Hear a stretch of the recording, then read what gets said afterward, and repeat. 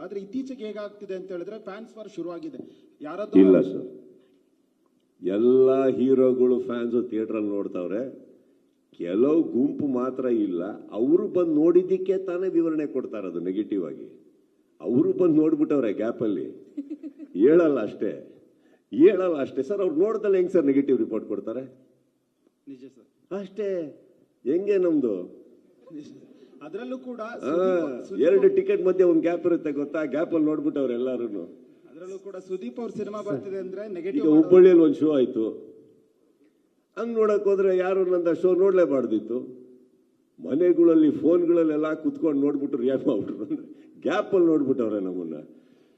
ಖುಷಿ ಇದೆ ಸರ್, ಈ ತರ ಎಲ್ಲ ಮಜವಾಗಿದೆ. ಸುದೀಪ್ ಸರ್ ಹೋಗ್ತೀರ ತಾನೆ, ನೋಡ್ದಲ್ಲ ಯಾರು ರಿವ್ಯೂ ಕೊಡಕ್ಕಾಗಲ್ಲ. ಅಲ್ಲ, ಖಂಡಿತ ನೋಡ್ತಾರೆ ಸರ್. ಕರೆಕ್ಟಾ? ನೋಡಿ, ಆ ದುಡ್ಡು ಟಿಕೆಟ್ ಬಂದ್ಬಿಡಿದೆ ನಮಗೆ. Sudeep sir, Dhanu sir, public ಟಿವಿಯಿಂದ ಇಲ್ಲಿ. ಹಾ sir. First of all congratulation sir. Thank you so much sir. Sir, ಮೊದಲನೇದಾಗಿ ಏನಂದ್ರೆ ಜುಲೈಯಲ್ಲಿ ಸಿನಿಮಾನ ಅನೌನ್ಸ್ ಮಾಡ್ತೀರಾ, ಸಿನಿಮಾ ರಿಲೀಸ್ ಡೇಟನ್ನು ಅವತ್ತು ಮಾರ್ಕ್ ಮಾಡ್ತೀರಾ. ಸಿನಿಮಾ ರಿಲೀಸ್ ಡೇಟ್ ಮಾರ್ಕ್ ಮಾಡಿದ ಮೇಲೆ ಯಾವತ್ತಾದ್ರೂ ಅನಿಸ್ತಾ ಯಾಕೆ ನಾನು ಇದನ್ನ ಹೇಳ್ಬಿಟ್ಟು ಯಾಕಾದ್ರೂ ಹೇಳಿದ್ನಪ್ಪ ಈ ಡೇಟ್ನ ಅಂತ ಅನಿಸ್ತಾ ಸರ್? ರಿಲೀಸ್ ಡೇಟ್ ಯಾವತ್ತಾರ 30 ವರ್ಷದಲ್ಲ ಎಕ್ಸ್ಪ್ರೆಷನ್ ಈ ಮುಖದಲ್ಲಿ ನೋಡಿದ್ದೀರಾ? ಯಾಕಾಲ ಹೇಳ್ಬಿಟ್ಟೆ ಅಂತ. ಹೇಳಿದ್ಮೇಲೆ ಫೇಸ್ ಮಾಡ್ತೀನಿ ಸರ್, ಹೇಳಲ್ಲ. ಇಲ್ಲ ಅಂದ್ರೆ ಹೇಳಿದ್ಮೇಲೆ ನಿಂತ್ಕೋತೀನಿ ಸರ್. ಅಷ್ಟಂತೂ ಇದೆ ನಮಗೆ. ಒಂದು ಸತ್ಯ, ಒಂದು ದೊಡ್ಡ ಸ್ಕೆಡ್ಯೂಲ್ ಆಗುತ್ತೆ ತೂತುಕುಡಿ ಅಂದರೆ ಚೆನ್ನೈಯಲ್ಲಿ ಫಸ್ಟ್ ಮುಗಿಸಿ ತೂತುಕುಡಿ ಹೋದಾಗ ಆಲ್ಮೋಸ್ಟ್ ಒನ್ ಮಂತ್ ಸತತವಾಗಿ ಡೇ ನೈಟ್ ಆದಾಗ ಟೀಮಲ್ಲಿ ಕೆಲವರು ಸುಸ್ತಾಗಿದ್ದುಂಟು. ಕಾಣಿಸ್ತದೆ ನನಗೆ ಅವ್ರ ಬಾಡಿ ಲ್ಯಾಂಗ್ವೇಜ್. Simple sir. ಅವತ್ತು ರಾತ್ರಿ ಒಂದು ಊಟಕ್ಕೆ ಕರಿತೀನಿ ಎಲ್ಲರೂ. ನಾನು ಇದ್ದಿದ್ದು ಹೋಟೆಲ್ ಟೆರೆಸ್ ಮೇಲೆ. ಆ ಟೆರೆಸ್ ಮೇಲೆ ಊಟಕ್ಕೆ ಕರೆದು ಒಂದು 10 ನಿಮಿಷಗಳ ಕಾಲ ಪ್ರತಿಯೊಬ್ಬರ ಹತ್ರನೂ ಮಾತಾಡ್ತೀನಿ. ಆಮೇಲೆ 5 ನಿಮಿಷ ಇಂಡಿವಿಜುವಲ್ ಆಗಿ ಎಲ್ಲರ ಹತ್ರ ಮಾತಾಡ್ತೀನಿ. Next day petrol tank full ಆಗ್ಬಿಟ್ಟಿದೆ ಎಲ್ಲರದು. ನೆಕ್ಸ್ಟ್ ಡೇ ಯಾರು ಮತ್ತೆ ನಿಲ್ಸೋಣ ಮಾಡೋಣ ಬಂದಿಲ್ಲ. ಸುಸ್ತಾಗಿ ನನಗೆ ಕಾಣಿಸ್ತಷ್ಟೇ. ಮುಗೀತು.